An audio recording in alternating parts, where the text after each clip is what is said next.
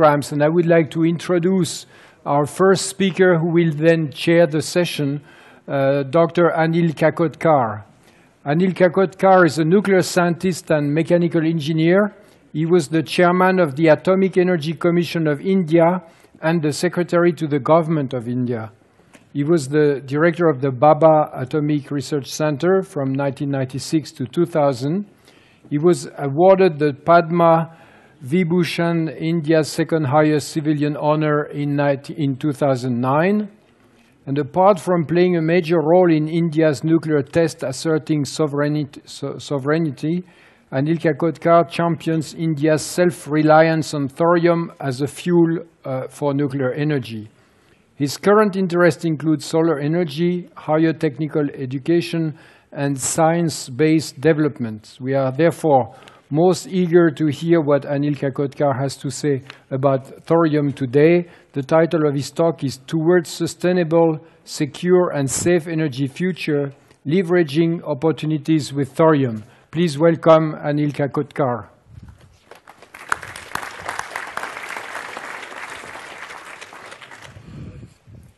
Yeah, I got this to move slides forward, backward, and this is the laser. Pointer, yeah. I hope it's it's there. Please. Thank you.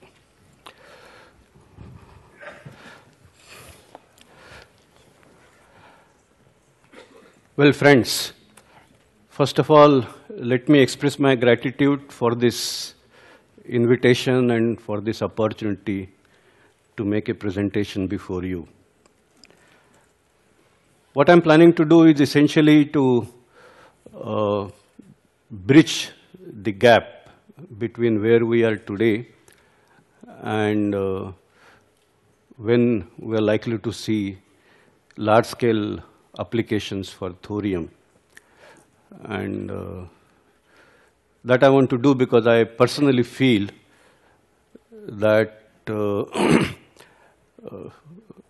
in deployment of nuclear energy, we have hit several barriers. The deployment is still growing, but growing very slow. And that's not good for the sustainable energy future for all of us. And so the point is, while thorium comes on the scene in the right royal way, are there any opportunities with thorium which can in fact ease the process of deployment of nuclear energy? And that's the broad theme I want to speak on. So this is stating the obvious. Growing economic empowerment of a larger part of the world population, the growing economies, emerging economies, and very little carbon space that is available or that is left necessitates a quick shift to non-fossil energy sources. Now contrast that with today's situation where maybe more than 85% of global energy is produced using fossil energy, and that trend is likely to continue according to several estimates. And it's not going to become any, in spite of the awareness of the climate change issue, till 2040, 2050, the projections are that the situation is not going to change. In terms of the, we all recognize that we have to keep the global warming to limit. 2 degrees has been talked about. There is already an inventory, and that's the major problem, quite apart from the rate of carbon dioxide emission. And so if you want to limit this to around 2 degrees, then you must create a cut in emission to the extent of around 70%. And if you want to do that, then in fact you must reverse this proportion. Instead of 85% energy coming from fossil energy as is happening now, we must in fact get 85% energy coming from non-fossil sources. And it's only then that this objective of achieving a 70% greenhouse gas emission cuts as compared to 2000 levels can be realized. It looks clearly an impossible task. And so let's explore what we can do with thorium. Now,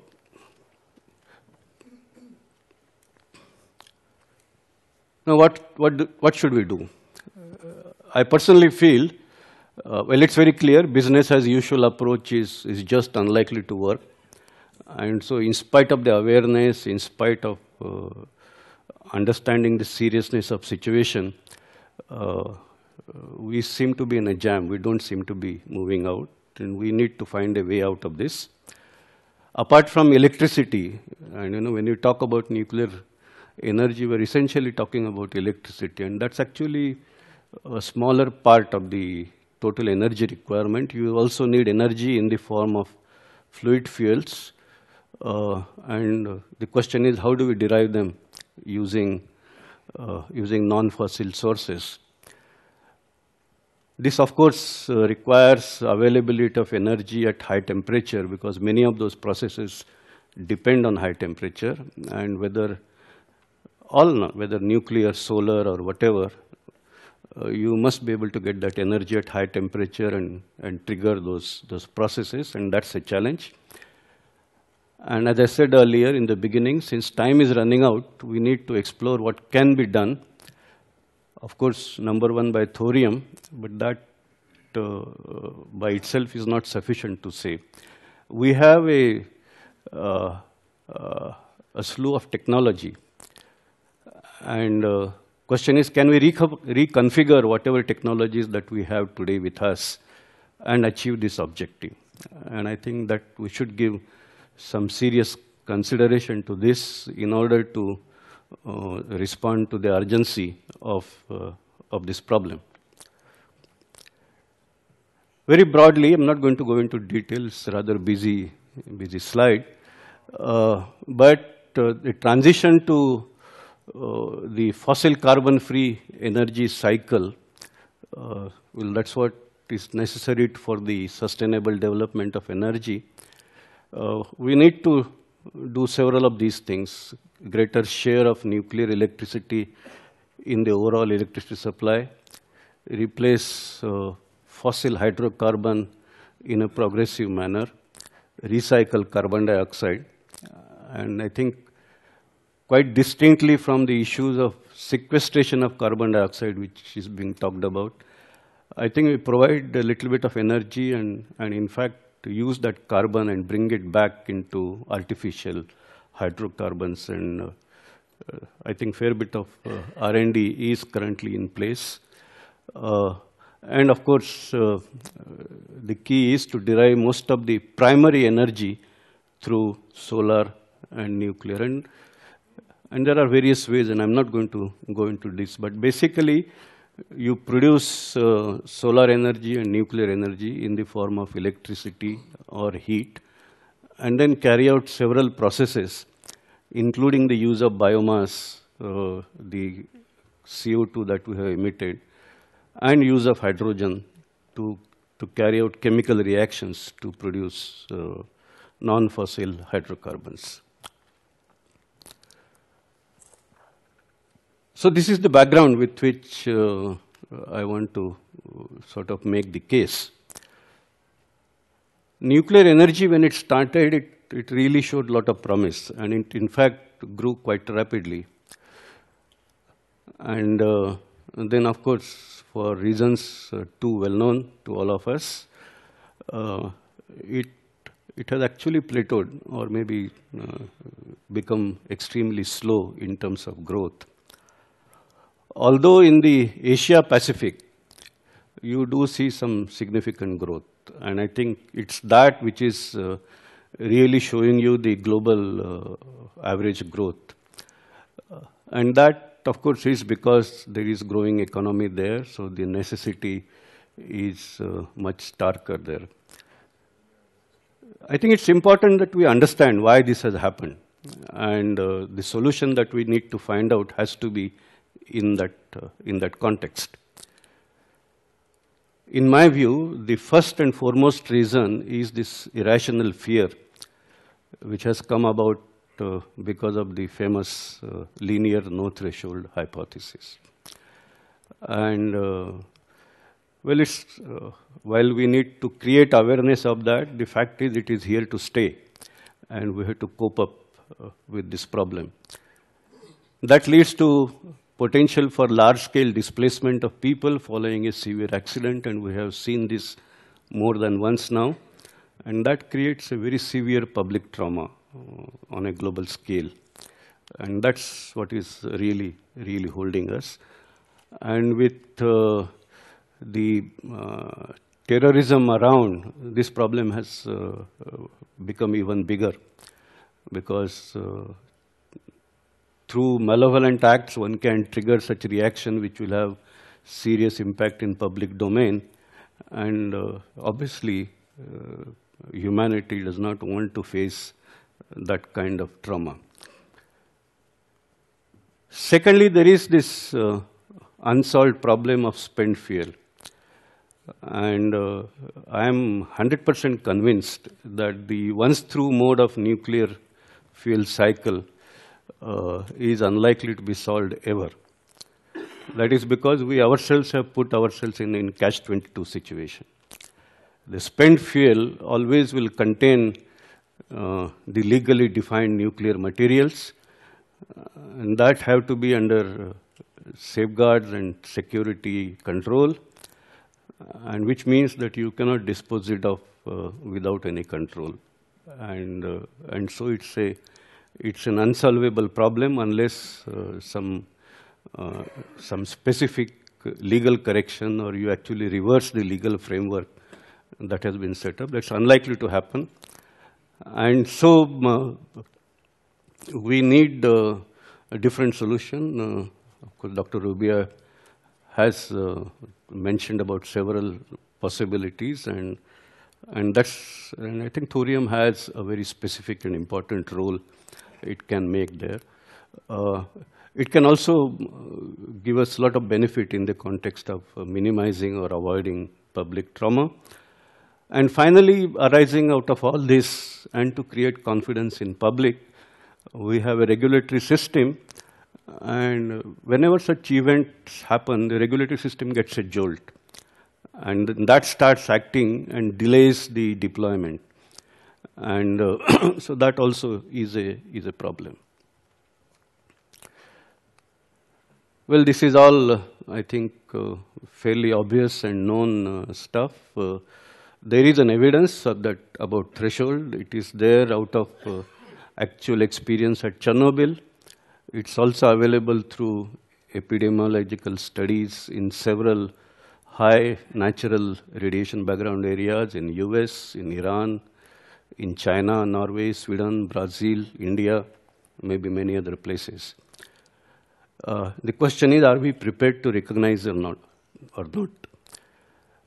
In spite of this evidence of no health consequences below a threshold, the mindset driven by linear no threshold logic has caused irrational fears, as I said earlier, in public mind with regard to the potential accident impact in public domain.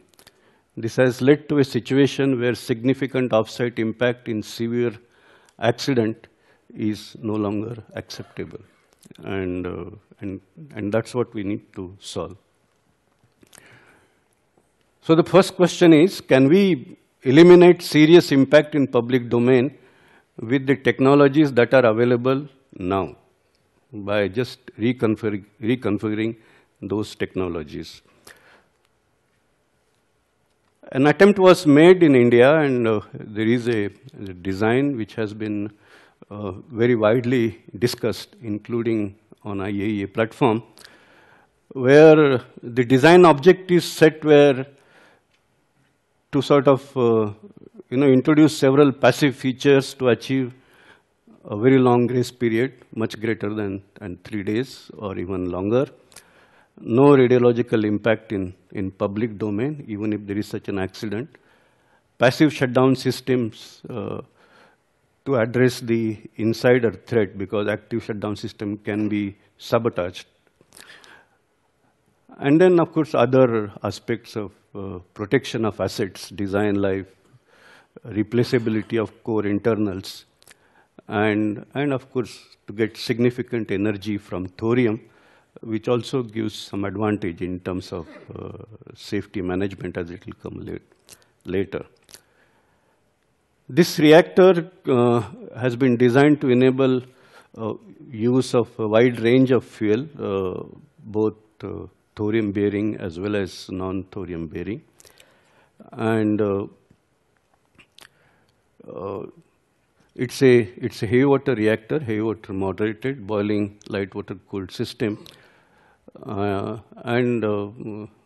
Studies have shown, and I'll give you some results, and I think my colleague Dr. Vijayan will talk, when he's going to talk about Indian program, he will probably give more details about that, that you can nearly eliminate impact in public domain using available technologies.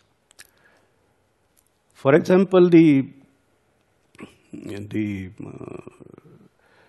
thorium LEU fueled version of this reactor, in fact, this is one assessment.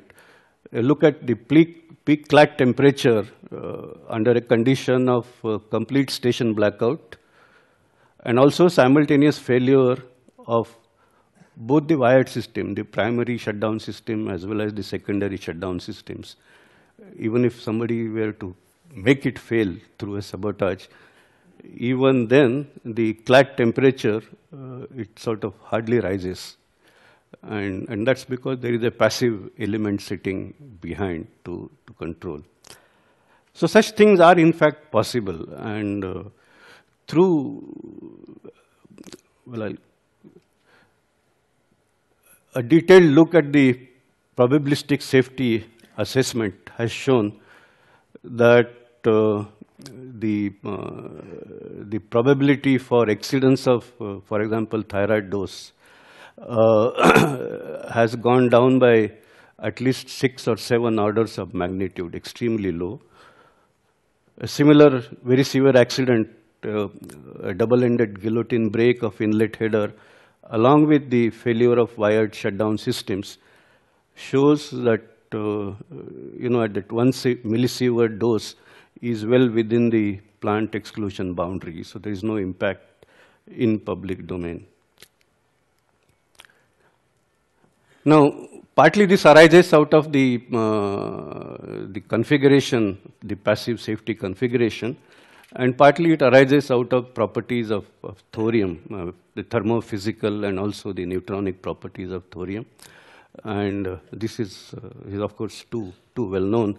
And so you tend to run the core cooler, the release of gases is lower, reactor performance is stabler, and of course, in terms of storage, one gets fairly large stability.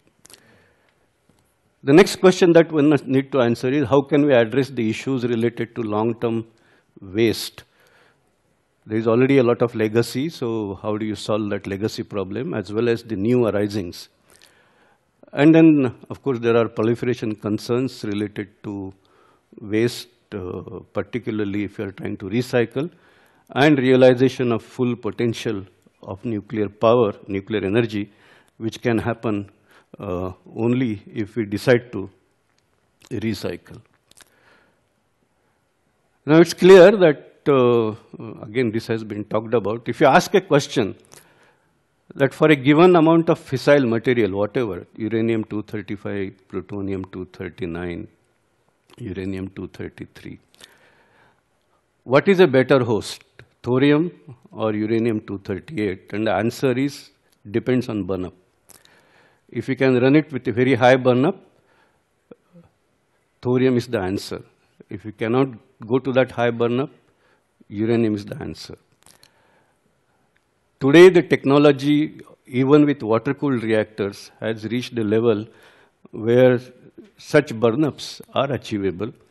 And so you can, in fact, get better utilization of uranium, even by sort of using that along with a thorium as fertile host. And you have you have results for different reactors, PHWR, BWR, BHWR.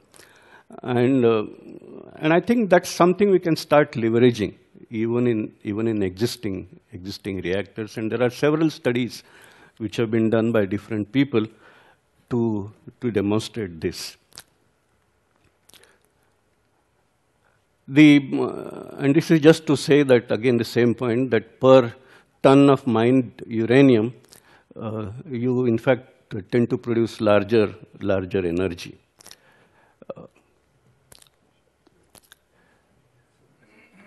I was talking about this issue of disposal of spent fuel, and that the spent uranium disposal remains a kind of an unresolved issue. And you have a host of reasons. There is actually a big legacy problem, and you need to somehow solve that. And there again, as I will come in a minute, thorium is the answer. But if you do that, use low-enriched uranium with thorium, of course you produce plutonium, of course you have other, but then both the plutonium vector as well as the uranium vector is, I think, fairly proliferation resistant. And on top of it, it contains enough fissile material, so you can get energy out of it, and in fact, get the benefit of recycle. This is with respect to disposal of plutonium in the spent fuel inventory as it is now. And of course, this is the case for PHWR. And you can see that you can lead to very deep burning of plutonium to practically make it useless as far as the risk of plutonium from proliferation concern is concerned. So that's another gain thorium can give. This is again well known. The minor actinide problem with thorium is bound to be much less. But you can even try to completely dispose it off by running it, as we discussed earlier, along with either in fast neutrons in a fast reactor, or even better, with accelerator-driven system. So I think what we need is to get this thing sorted out, and this is about the proliferation resistance. I think this has been talked about, so I'll skip. There is a quote of one of the former Deputy Director Generals of IAEA. IAEA is not concerned with the 10th or the 1000th nuclear device of a country. IAEA is only concerned with the first. And that will certainly not be based on a thorium fuel cycle. So that, I think, sums up the strength of thorium fuel cycle. So I think we need to we need to take quick action in terms of going through use of thorium in existing technologies or innovative configuration of the known current technologies.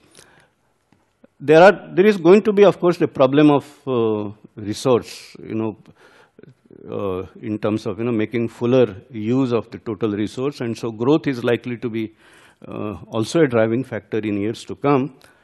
And for that, I think the fast reactors would still retain their place.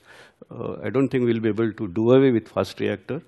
And but finally, whether you follow this route or that route, we must end up in the thorium systems of future. Several concepts are on the table, but it looks to me that molten salt, accelerator, and even heavy metal cooling, they will have a very important place in configuring such an advanced reactor with thorium. So I conclude by saying that thorium is a good host for efficient and safe utilization of fissile materials. It can support greater geographical spread of nuclear energy with lower risk, and that's one of the challenges before humanity today. Thorium can facilitate resolution of waste management issue, and enable realization of full potential available in uranium. Fast breeder reactors would, however, be necessary, in my view, for growth of nuclear power capacity well beyond the thermal reactor potential. And fast reactor, as well as uranium fuel enrichment and recycle, of course, needs to be kept in a more responsible domain. And one can, in fact, work out a symbiotic implementation of these two streams. And with that, I thank you.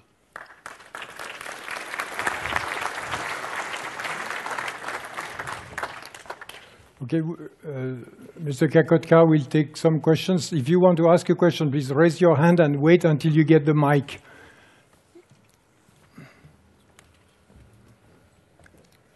Carlo.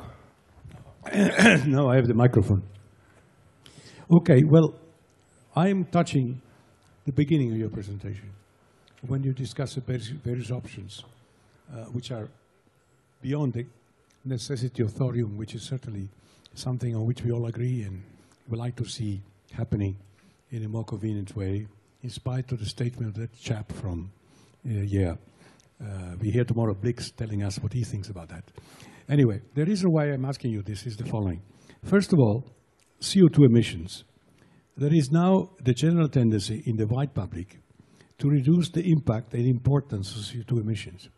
For instance, 15 years ago, only 5% of the people were of the opinion that global warming was true.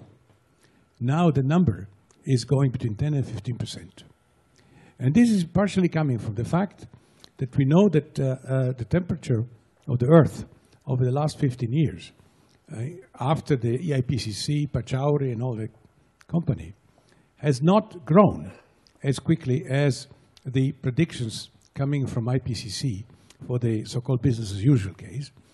But in spite of the very fast increase of CO2 emissions, the temperature of the northern hemisphere over the last 15 years has not changed. In fact, if any, has reduced itself of minus 0.2 degrees instead of going up to 0.9 degrees. Now, this apparent lack of global warming, which has caused a lot of people to think that perhaps we should get away without global warming, and we should perhaps go out without using all this CO2 we can have, because CO2 is not a problem. Actually, the reality is very different. CO2 is a problem because it is producing one effect, which is compensating other effects. In particular, phenomena like other phenomena are there from emissions in the atmosphere, etc. We go in the opposite direction. So the fact that we don't see global warming is an accident, is not a reality. But I think that all these ideas that we have in mind, thorium and everything else, is so strongly connected with the idea that CO2 emission must be curbed, that if we do not defend this point as a 100% top-notch element in the list, it will be for us very difficult to come and say we need a change when we can keep going and burning all the fossil that nature has provided us with. Well,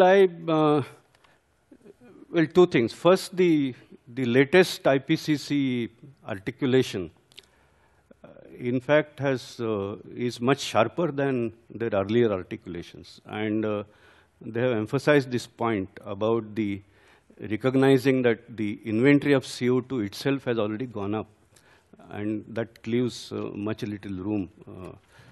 The second thing is people are talking about some very clear signatures. For example, in our country, there is this issue about the receding of the Himalayan glaciers. And similarly, in many other parts. Now, global warming is there or not there is, it could be debatable, and different people debate. There are any technology, when you want, or when there is a need for a change, these debates have occurred. We know, for example, petroleum-based or hydrocarbon-based transportation versus electric mobility. The same kind of debates have happened, and there is one group championing continuation with hydrocarbons and preventing the new technology. It has happened not once, but twice. So there are these entry barriers. Now the question is, can we wait till it really happens? If, see the tipping point, where that tipping point is it at 2 degrees or is it at any other higher place? We don't know. The question is, can we wait till that happens? And I think that's a serious issue in my view. If you go by actual temperature measurements and look at it, that's the last few decades, there is a clear signature of warming. Okay, thank you, thank Dr. Kakodkar. So, okay, one last and short question, please. About the situation of the advanced heavy water reaction and the prototype advanced heavy water reactor. When you read the Indian Times, from time to time, they say, well, the site has been chosen and it will be decided. What is the exact situation about the construction of the program in India? Well, first of all, I must preface my answer by saying I'm now a retired person, so I can't give you an authentic answer. Dr. Vijayan is going to speak. Maybe he will give you a more accurate and definitive answer. But the short answer, in my opinion, is, see, in terms of design, it's nearly done, including detailed engineering. A good part has been done. They are working in terms of finally approving a site and, and then seek the government approval. See, there have been issues. We have been working towards expansion of nuclear power. And we don't want a controversy on AHWR to kind of affect that process, because that's a larger growth. And so our priority is really to get going on the major program. And then but this, I think, is should be fairly soon. And don't ask me what that soon means. Okay, I propose we stop here. You will have opportunities to ask Dr. Kakodkar questions during the various breaks. So let's thank again Dr. Kakodkar.